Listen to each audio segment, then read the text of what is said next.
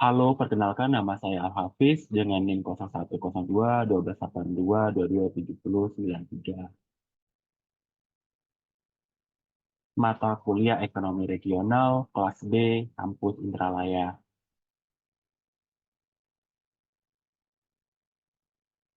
Saya akan menjelaskan dan menjawab 5 soal UTS yang diberikan oleh tim dosen pengampu Profesor Dr. Adwardi MSI, Mardalena SE MSI, Algifari Mahdi Igamu SE MSc.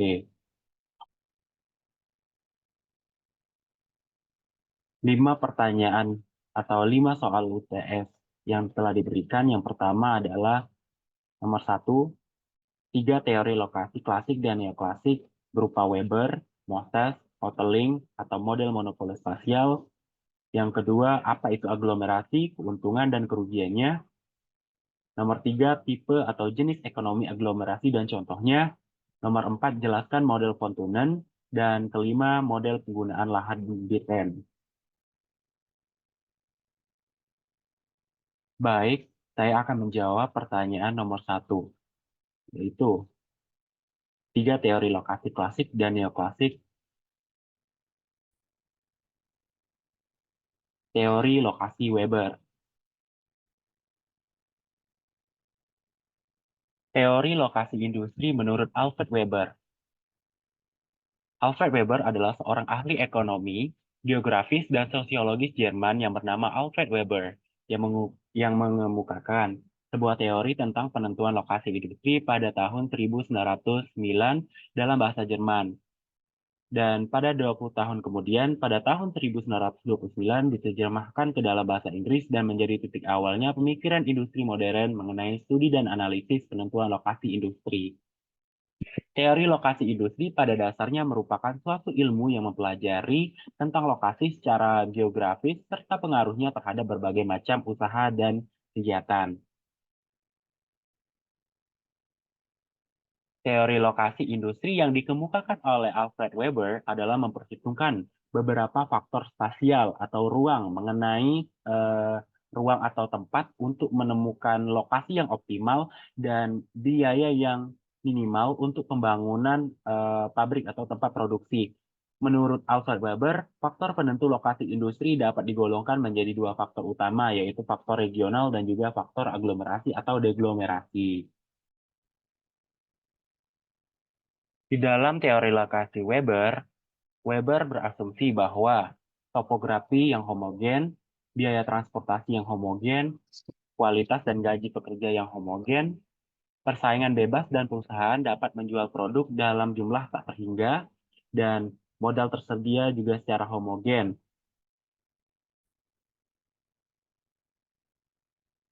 Weber menggunakan istilah triangle location atau segitiga lokasi untuk menentukan lokasi terbaik untuk industri atau pabrik yang dianalisis. Nah, ini adalah segitiga Weber.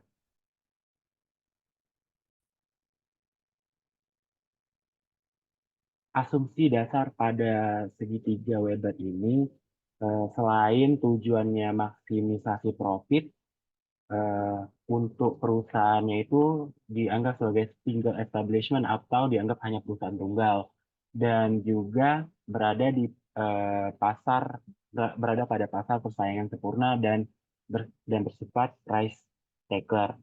Dan juga dalam perusahaan tersebut hanya menggunakan 2 input untuk memproduksi satu buah output.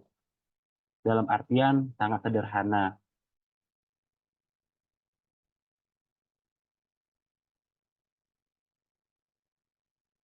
Dalam hal ini, M1 artinya ada M1, M2, dan M3, K, D1, D2, dan D3. Arti dari M1 dan M2 adalah eh, lokasi input. M1 dan M2 adalah lokasi input, dan M3 adalah lokasi pasar, dan K adalah eh, produsen atau pabrik atau perusahaan. D1 adalah D artinya tuh distance. Jadi D1, D2, dan D3. Artinya D1 ini adalah jarak atau distance dari M1 ke atau ke produsen. Kemudian M2, D3 adalah jarak dari M2 ke K atau produsen. Dan jarak D2 ini jarak dari dari K atau produsen ke M3 atau pasar. Berikut ini pola segitiga Weber. Di sini contohnya itu ada home industry, bordir, dan juga wayang kulit yang ada di eh, Desa Sidowarno. Dan M ini adalah lokasi pasar, di mana Pasar Klewar Surakarta, dan R1 adalah lokasi input dari berupa kulit sapi, kain, dan juga zat pewarna. Dan R2 berupa lokasi sumber daya manusia atau pengrajin. Dilihat dari ketika kita melihat dari peta Maps atau Google Maps, setelah dipetakan dengan pola segitiga Weber ini, jarak dari R1 ke P ini sebesar 5 kilometer, dan jarak dari P ke R2 ini sejauh 6 kilometer, dan jarak dari lokasi P ke Pasar Klewer sejauh 22 kilometer. Ini artinya lokasi industri P atau produksi bordir dan wayang kulit itu lebih dekat kepada bahan mentah R1 dan juga pengrajin R2. Maka dapat dikatakan bahwa eh, industri ini eh, berupa research oriented industry.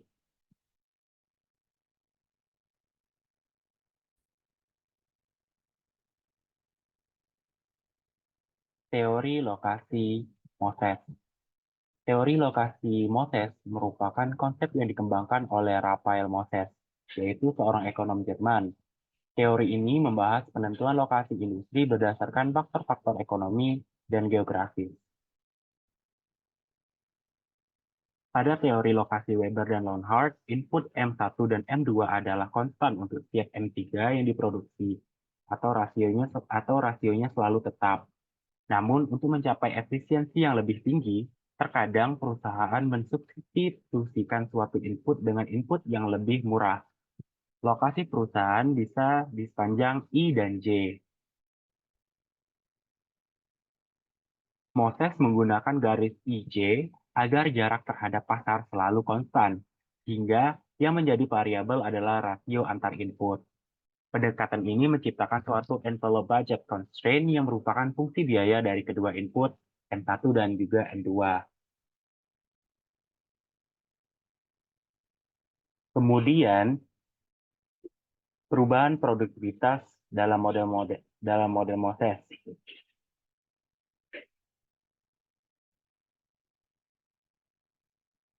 Jika terdapat perubahan pada produktivitas atau output yang dilambangkan dengan perubahan isokuan dan envelope budget constraint, titik optimum yang dilambangkan dengan A, B, C juga akan berubah sesuai dengan fungsi produksinya. Jika kurva tersebut cenderung ke bawah seperti grafik ini, maka dapat dipastikan bahwa titik optimum akan bergerak menuju M2. Sedangkan jika kurva cenderung ke atas, maka titik optimum akan cenderung bergerak menuju M1.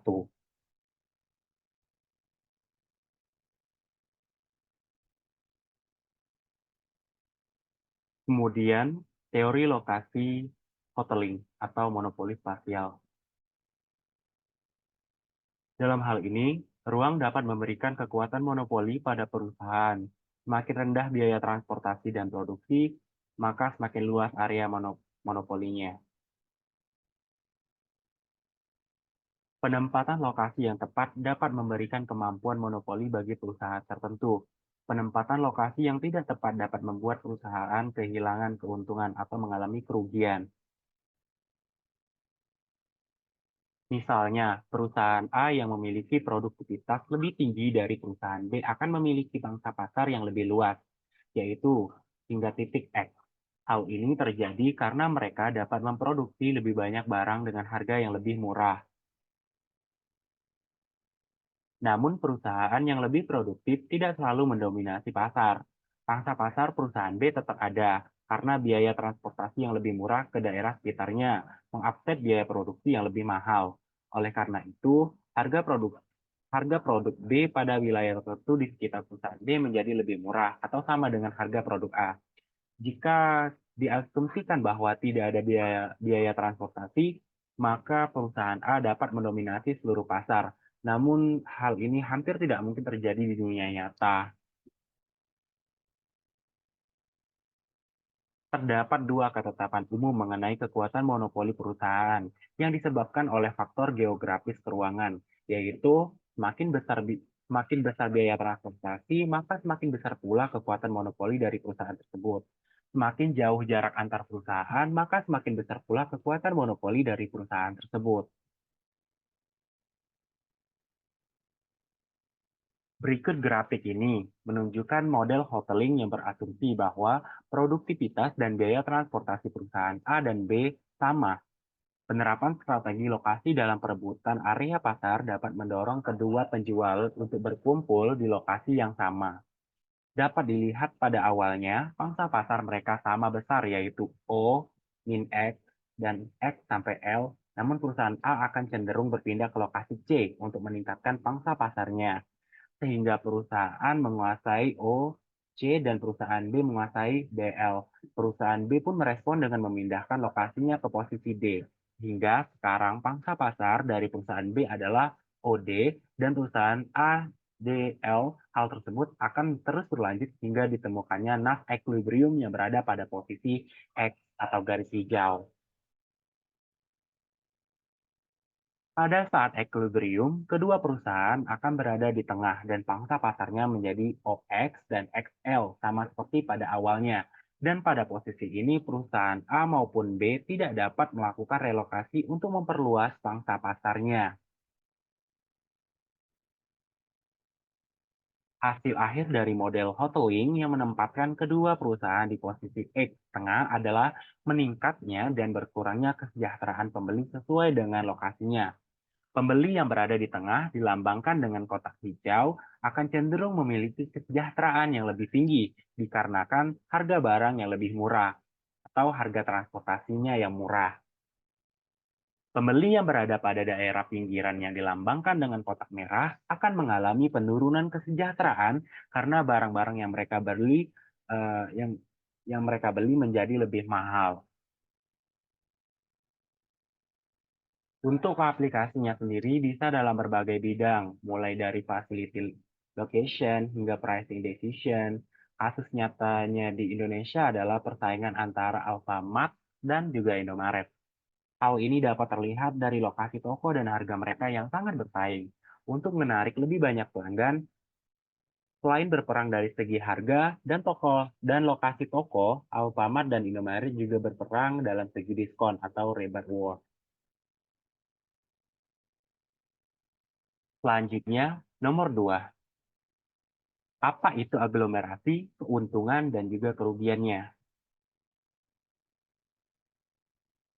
Aglomerasi adalah berkumpulnya aktivitas-aktivitas kegiatan ekonomi pada satu lokasi.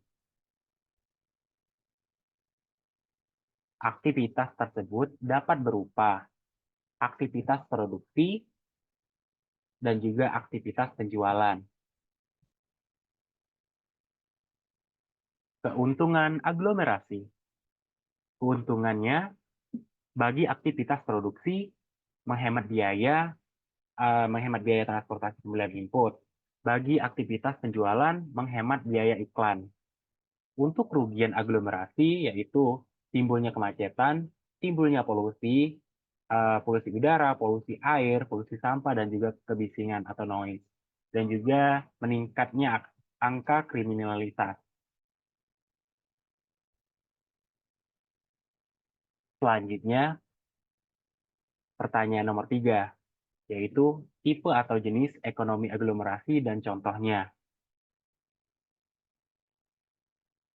Untuk kasus berkumpulnya berbagai macam industri di suatu lokasi menurut Ohlin pada tahun 1937 dan Hoover tahun 1937-1948 ada internal return to scale, kemudian ada economies of localization dan economies of urbanization, di mana di dalam internal return to scale, beberapa perusahaan itu mencapai penghematan akibat skala dalam produksi semata-mata hanya karena ukuran mereka atau internal.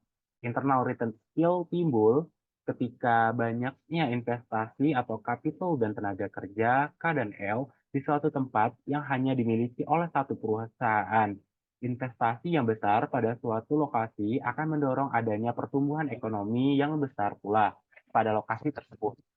Contohnya, biaya rata-rata perusahaan jasa telekomunikasi yang besar lebih hemat dibandingkan biaya rata-rata perusahaan telekomunikasi yang kecil.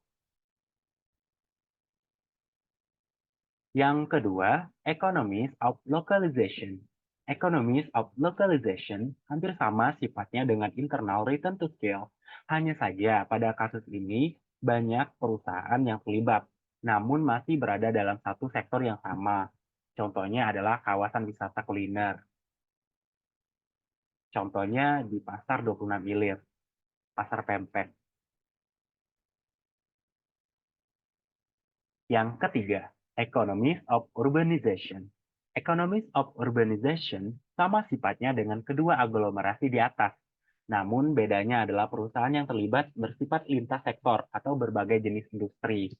Contohnya, berbagai jenis industri berteknologi tinggi memilih lokasi di kota besar seperti Jakarta dan sekitarnya karena berbagai input produksi tersedia di kota besar dengan harga yang relatif murah.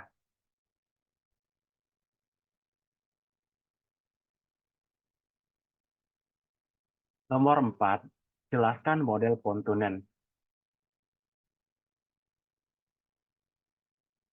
Asumsi dari model Pontunen yaitu, yang pertama terdapat satu pusat kota yang berlokasi di titik M atau market point.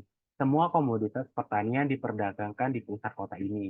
Yang kedua, seluruh lahan dimiliki oleh tuan tanah atau landlord. Tuan tanah akan menyewakan tanah kepada penyewa yang membayar sewa paling tinggi.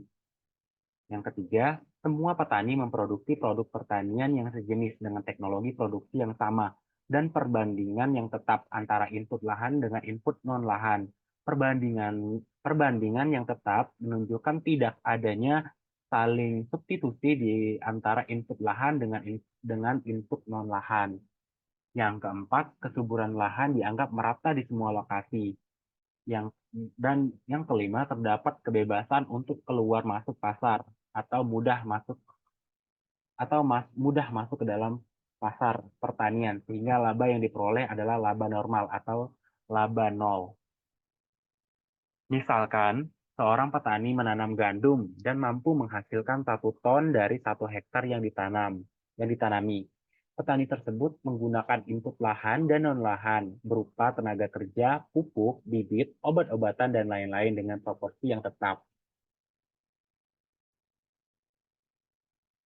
Kemudian, ada faktor yang dapat menyebabkan perubahan batas pasar, antara lain harga output dan perubahan biaya transportasi. Jadi, kenaikan harga output menggeser kurva land rent sejajar ke atas dan meningkatkan batas pasar. Dan pada biaya transportasi, perubahan biaya transportasi menggeser kurva land rent secara tidak sejajar. Kemudian adanya kritik teori Pontunen. Kriterianya yang terlalu sempit dan juga kaku. Terdapat beberapa variabel yang seharusnya diperluas agar dapat mengakomodasi keadaan dunia nyata atau real. Variabel tersebut adalah modal dan biaya transportasi yang berbeda-beda, variasi topografi, kesuburan lahan yang berbeda-beda, dan juga pergerakan harga pasar suatu komoditas. Pertanyaan nomor 5. Model penggunaan lahan Bitren. Menjelaskan mengenai biaya sewa dan permintaan akan tanah yang berubah sesuai dengan jarak dari CBD atau Central Business District. Teori ini menyatakan bahwa pengguna tanah akan berkompetisi satu dengan yang lain untuk mendapatkan lokasi yang paling optimal untuk menunjang usaha mereka. Yang artinya semakin dekat dengan pusat kota, semakin tinggi penawaran sewa tanah mereka atau Bitren. Asumsinya, kota terdiri dari satu pusat pasar, pasar M, semua barang diperdagangkan. Kemudian kesuburan lahan merata di semua lokasi. Yang ketiga atau selanjutnya itu input lahan dan non lahan saling bersubstitusi. Kemudian tanah dimiliki oleh tuan tanah atau landlord dan disewakan pada pemberi sewa paling tinggi. Dan terakhir terdapat biaya transportasi. Kurva Bitren memiliki atau berslope negatif dan cembung terhadap titik nol, seperti berikut. Kombinasi penggunaan lebih banyak input yang lebih murah dan lebih sedikit input yang relatif mahal. Produsen perumahan akan cenderung berlokasi di dekat pusat kota dengan sedikit lahan dan bertingkat, atau apartemen atau rumah susun.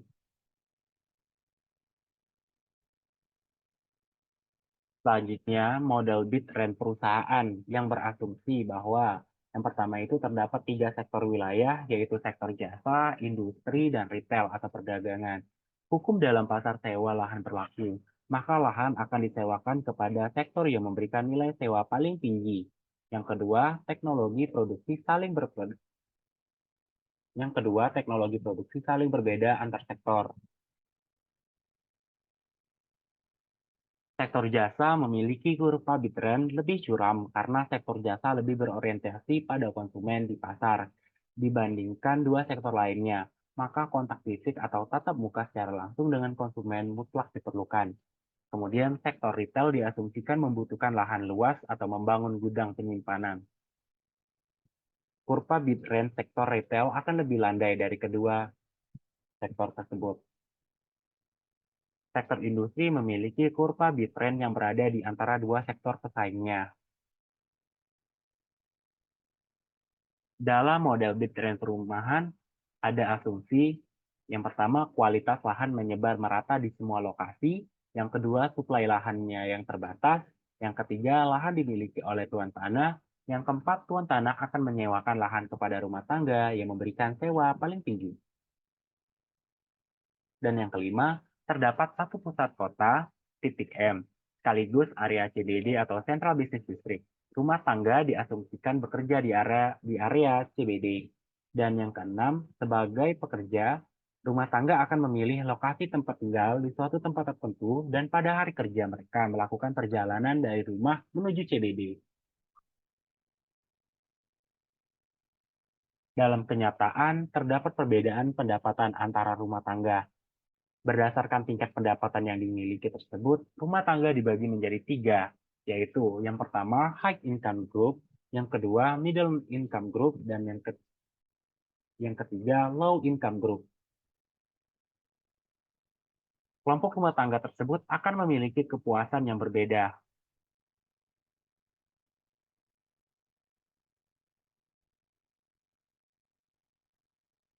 Demikianlah penjelasan dan jawaban UTS saya dari 5 pertanyaan yang telah diberikan. Saya ucapkan terima kasih dan apabila terdapat kesalahan, saya mohon maaf. Terima kasih.